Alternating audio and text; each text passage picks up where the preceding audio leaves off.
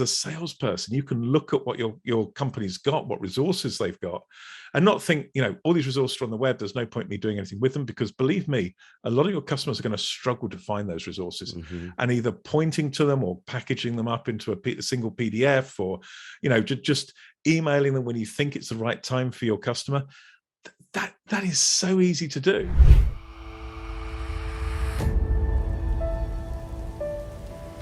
Hello and welcome back to another episode of Leads to Growth. I'm your host, Chris McCoy, with the National Association of Sales Professionals.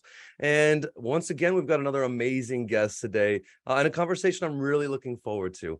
Mike Maynard, I apologize, from Napier. Napier is Mike's company, and Mike has a beautiful story, Napier Business Marketing and PR. And he's got a beautiful story of how he got there, and I'm really looking forward to him sharing his story. So, Mike, thanks for joining us today, sir.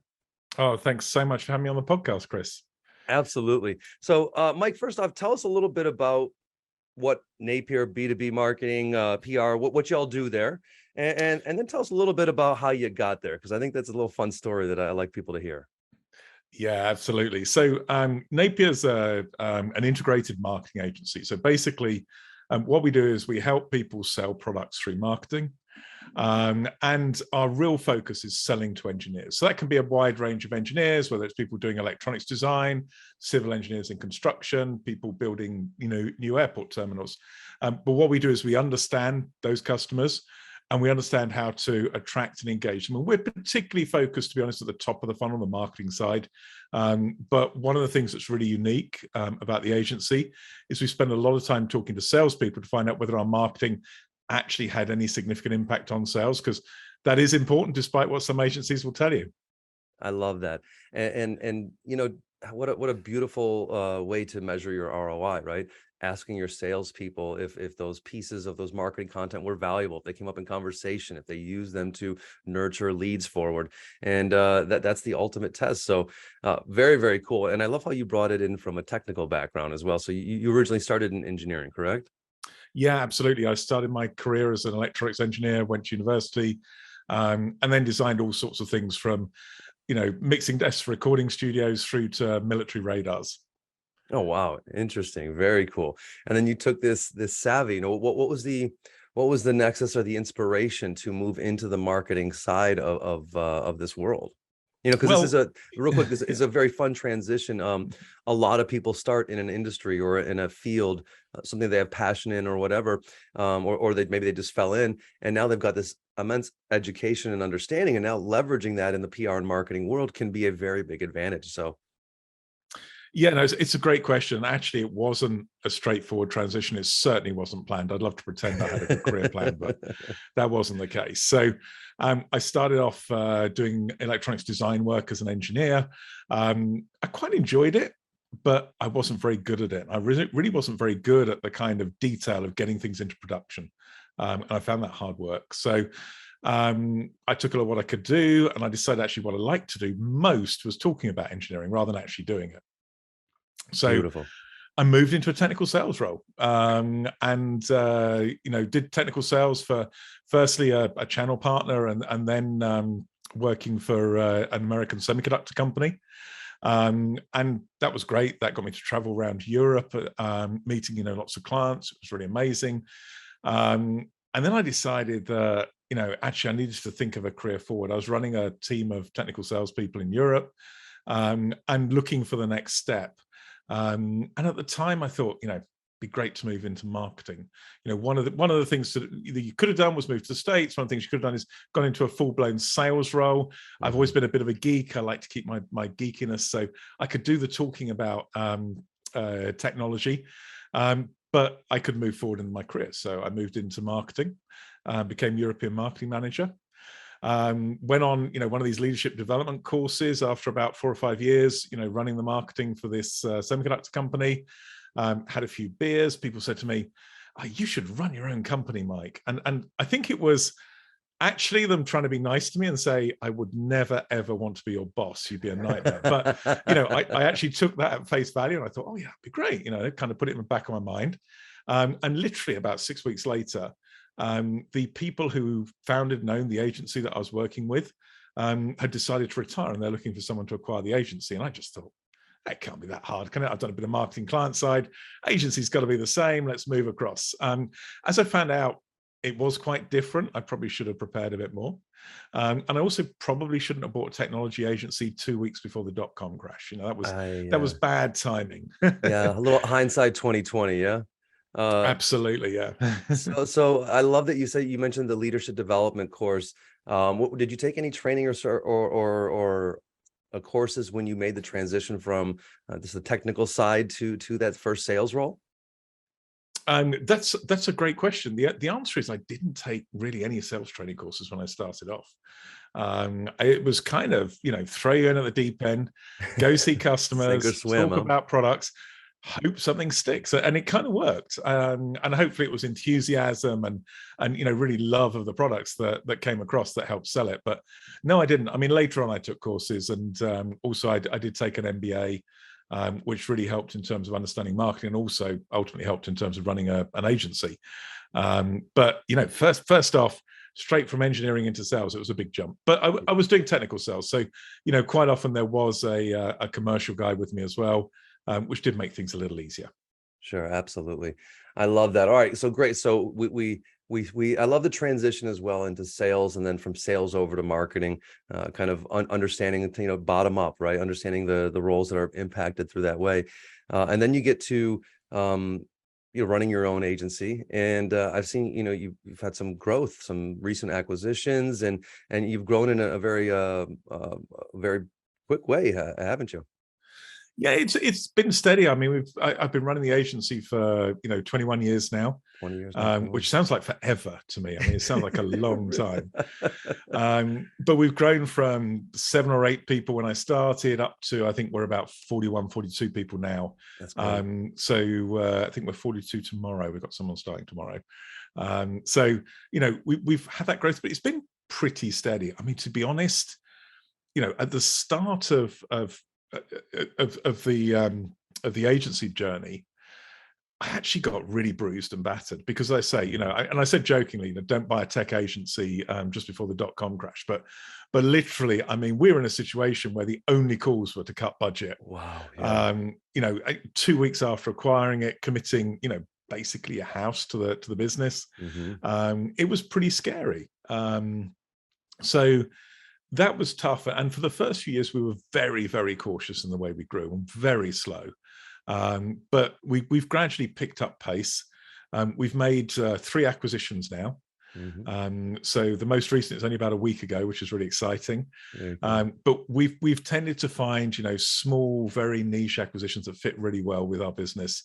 And we seem to take about 4 years to find each one. But when we do it, it works really well. That's fantastic. And I loved also what you said too, is what you started with something that you were passionate about and had some knowledge on, right? It's a lot easier to put yourself out there and in the fire and go out there when you have a passion for what you're speaking about and you have a passion for the industry. This is a great move or a great discussion for anybody looking to get into sales. Looking for a great compensation plan and great culture. These are all very important things, but make sure that you're in an industry on a topic that you don't mind talking about every single day, because that's going to get you through that deception and that rut where it's a little tough to build that business, right, Mike?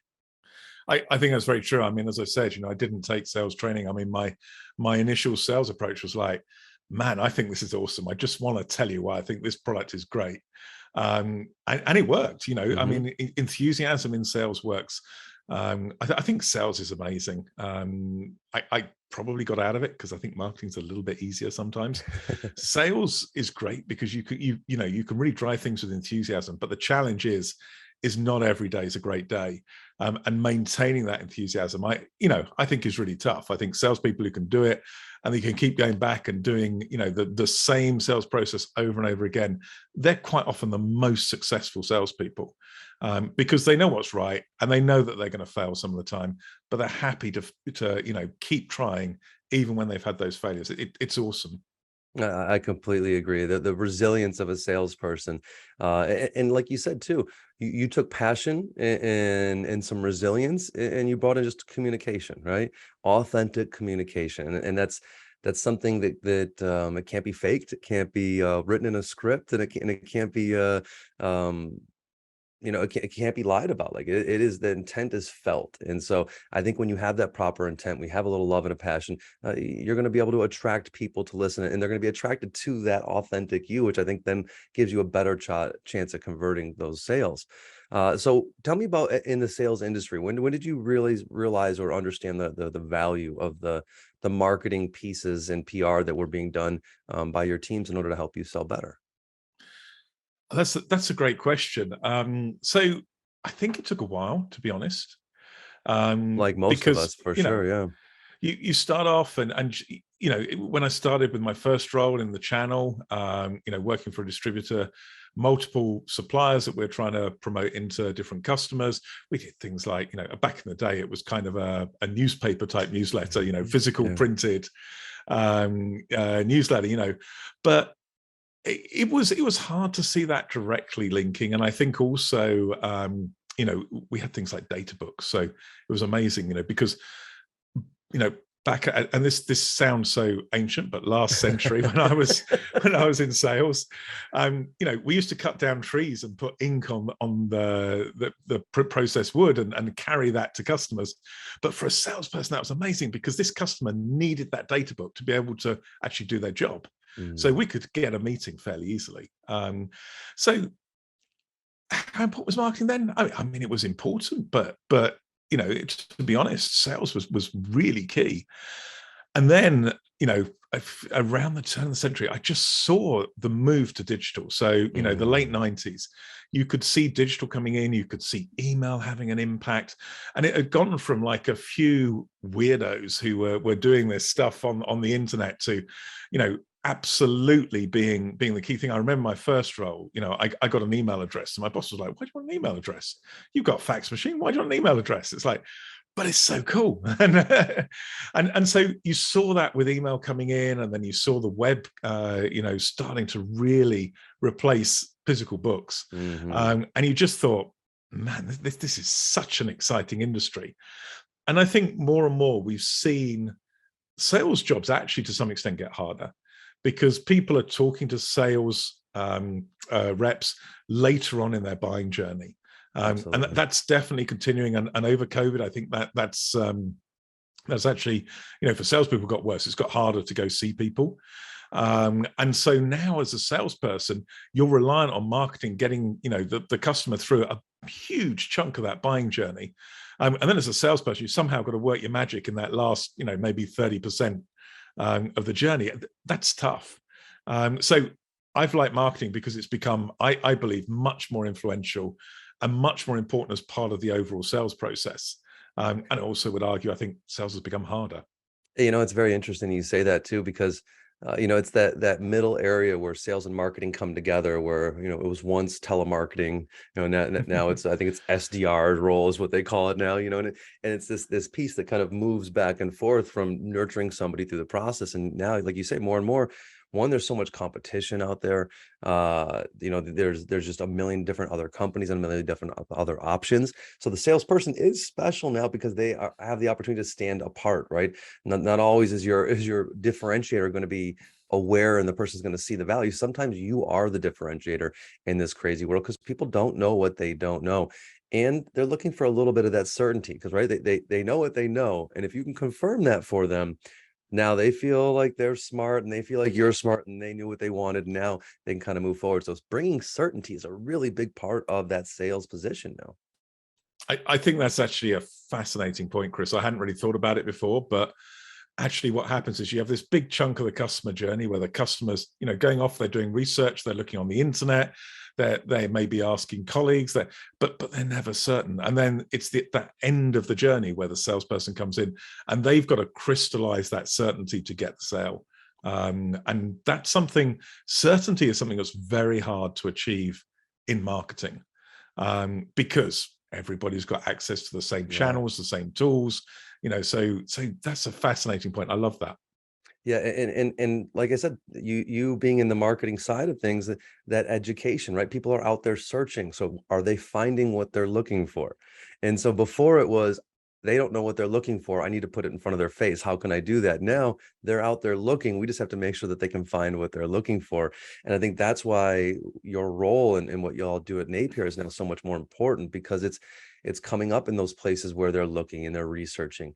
The internet's it's not getting any smaller anytime soon. So, to be able to stand out in that marketing way, now you're the one that has to stand out and be the loudest, and then the certainty's got to come later in the transaction. So it's such a beautiful relationship. And technical, I think, is what is a very interesting piece, because that's where your role is even more valuable.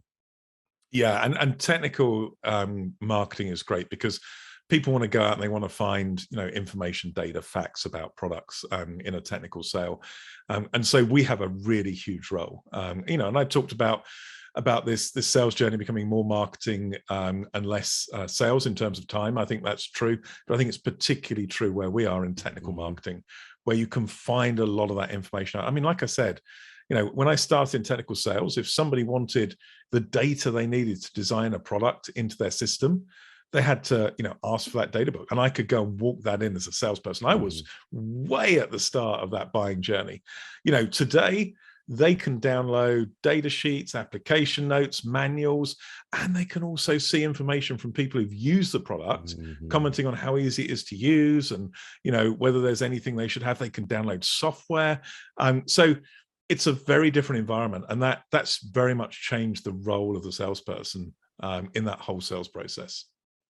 Very much so. So I love this conversation, Mike, and appreciate it so much. So as a sales, we got a big audience of salespeople out there, right?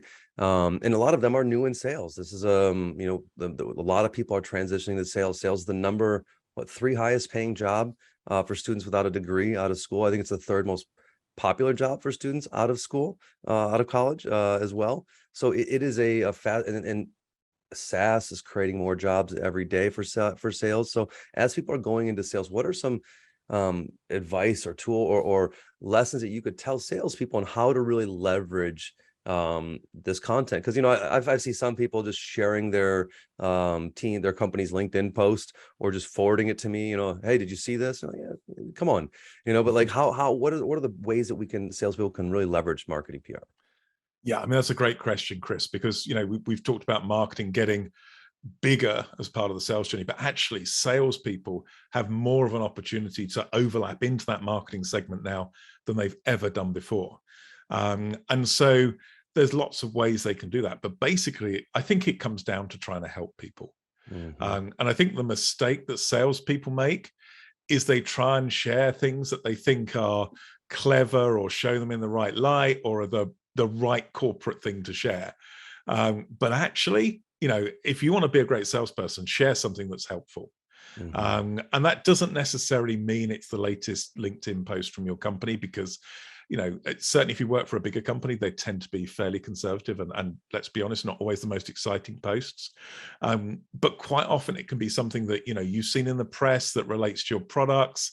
It can be case studies. Case studies are an amazing thing for salespeople to share, because that starts a conversation. As soon as you see a case study, I do it myself, where I see other agencies, perhaps using a SaaS tool that I don't know about. You're immediately like, well, what are they doing? How are they doing it? Why is it better? Is it better than ours? And so I think it's sharing things that spark that conversation and can help your customer on a day-to-day. And that's hard to find. I mean, that is hard to find, but a lot of it's about telling things they're not aware of. So that might be information about new products or new approaches. A lot of it might be just putting them in contact with the right people who can help them as well. I remember as a technical salesperson, I wasn't out there negotiating the big contracts. I was really trying to get products selected at an early design stage, and so bringing me in was a key part of what the salespeople did. And actually, some of the best things that salespeople could say was when they got asked a question, they could say to the customer, look, that's a really good question. I'm a salesperson. I don't know that. I need to bring in the guy who knows. And suddenly the customer feels valued. They feel like they've asked a relevant question. And they also get a much better response because they're talking to someone who does actually know the answer. So I think it's help. It's summarizing it all. It's just help the customers. And that means being very proactive and very thoughtful when you do that. Yeah, I love that. And the 2 points there, one is I love the upsell to bring on the person that knows, right? Because first off, now you're acknowledging if I'm calling and researching a tool or something that I want to buy, I don't want to feel stupid. I want you to make me feel smart. So acknowledging that my question is a good one is very important. One, not trying to give me some short answer Mhm. bullet point that you read that you know that you're supposed to recite when this question's answered, right? But to acknowledge the great question, right? The significance of that person, and then to get them the certainty. Now, when they get an answer from a person with a certified title and official position, now that's one of those things that brings that certainty. And so I really love that value. And it's also, then you said listening, it's about knowing how to add value, and in order to do that, you've got to be involved in conversations. We're most of the time doing this from home now. Social selling is a huge piece of most salespeople's business, and in order to offer something that's valuable, you have to be involved in the conversation. Can't be eavesdropping on the back end. You've got to be involved. You've got to be going out there and interacting with people on social. Do you guys teach a lot about social selling to your sales teams, Mike? So we work really hard to try and get sales teams to engage in social selling, and it's fascinating because I would say most clients that we work with, it's around 40 to 50% of salespeople actually engage. Well, in the technical Um, industry too, you're dealing with maybe a little bit of a different breed of people sometimes as well, right? maybe a different breed, but also we're dealing with an industry with a whole load of information. I mean, Yeah, way more information than many other industries. So this is it's true. really easy. I mean, we had so I guess some of the listeners are sat there thinking, so how can I help? I've got this customer, I really don't understand how I'm going to help. So we had a client who had some blog posts. They're called Back to Basics. It was about their industry, and it was really the basics of designing power supplies. That's the industry they're in. And you think everybody knows that. Well, actually, the answer is not everybody does, because quite a lot of people either didn't start off as power supply engineers or having to do it as part of a job that's much broader. So we took these Back to Basic posts that we generated for the client, and we said, do you know what, this should be an ebook. This would be great, because Mm, actually people want to know the basics. And the client was like, you're nuts. It's blog posts, it's freely available. Nobody's going to register to download an ebook that's freely available. And we said, yeah, no, we might be nuts. We might be wrong. I mean, we really weren't certain at the time, but we said, we actually think this is going to work. And I'd love to claim it was a real genius bit of inspiration for us. We felt it would work, but we really weren't sure. Actually, it's the most successful campaign they've ever had. wow. And it's about, helping someone. And all we did was we took content that was developed to help people, and we packaged it slightly differently. And magically, everyone was like, this is amazing. It's just so convenient. It was a great lead gen tool, worked really well. It ended up being actually a physical book as well as Wow. as an ebook. So I think as a salesperson, you can look at what your company's got, what resources they've got, and not think, all these resources are on the web, there's no point in me doing anything with them, because believe me, a lot of your customers are going to struggle to find those resources. Hmm. And either pointing to them or packaging them up into a single PDF, or just emailing them when you think it's the right time for your customer. That is so easy to do. And if you do that, that's helping massively. You don't have to be the person with all the knowledge. It's just helping people find the right information. I think that's so beautiful because once again, me claiming to have all the knowledge is not going to give you any certainty. Me knowing that I can be a resource and find the knowledge no matter what, that's going to give you certainty, because nobody knows everything. And I love that. And being supportive, knowing the right time to send something. There's nothing worse than getting a document and in your text message, your email that has nothing to do with you or anything that you do in your company at all. Like it's very alienating very quickly. But you also said too, don't take those things for granted. You may know all the resources that are available, but providing access to them, providing ease of use to get to them, and also when the question is being asked, right? Look for blog posts that contain certain topics, and know that this is going to come up, and be able to drop your knowledge and your resources. And then one more thing you said too, Mike. In a world with so much data and technical numbers and details and everything, it's so easy to get lost in those numbers and details. But what did Mike say that the most valuable resources? One was a book, right? Taking those resources and putting them into a way that people consume them, probably some stories or some different things that activated the imagination, but also the case studies. Right? Why is a case study so valuable? Because it's a story about a person, maybe somebody like you, as opposed to facts and numbers. They say what we say always in sales: facts tell, stories sell. Yeah, absolutely. I think the other thing salespeople can do is have a bit of fun. Yes. You can give a little bit of insight to case studies. Case studies are always written to sound corporate, and everything worked well, and everything was fine. And trust me, in my industry in technology, nothing ever goes right perfectly the whole time. So Yes. so there's always a story to tell. We did some marketing. It's basically account-based marketing. We had a list of accounts we wanted to target that were all local to the business. We sent them a pebble from the beach. And it just had a note in saying, why don't you work with an agency that's only a stone's throw away? And we got some really good feedback from it, but we got one particular client who invited us to pitch, who actually turned out to be a really good client. And I remember, coming back into the office after having pitched, going, we have smashed this. And the office just fell about laughing. And we were like, what's happened? We're coming back. We've won a big client here, and people are laughing at us. And someone said, I don't suppose you've seen the blog of the guy who was marketing manager. And we're like, well, no, of course not. We've just driven back. He goes, oh, he's just blogged about hiring Napier. So we all know we've been hired. And he said the only reason he hired us was because he loved the fact that the mailer was so fun. Wow. And they said, we know you're going to say it's your great sales pitch, but actually, no, it was this. So I think, salespeople can do that. They can send stuff that's a bit of fun, and sending a stone from the beach is free almost, a little bit of postage. So there's lots of things salespeople can do that adds a bit more color, adds a bit more, I guess it's making it more human. The Yes. content that us marketers produce that sometimes is perhaps, a little too earnest and not really human enough. I love that. And you got to remember, there's three other competitors, especially in the technical industry, but the three other competitors doing this almost the same thing as you, maybe a little bit different and maybe a little bit of a different user case, right? But when it comes to making that decision, they're going to have to deal with a rep all the time. They're going to have to deal with somebody. And if you can come in that like and earn that like right off the bat, then all you have to do is follow through with it. Did they cross the T's and dot the I's at the end? Okay, great. We'll stick with them. And I think that's a beautiful thing, beautiful way to stand out. And these are fun. Like, this is being human. And I think that's what we forget. I just love that sales was very quickly turned into this automation template jumble of spam, and has now gotten to a place of where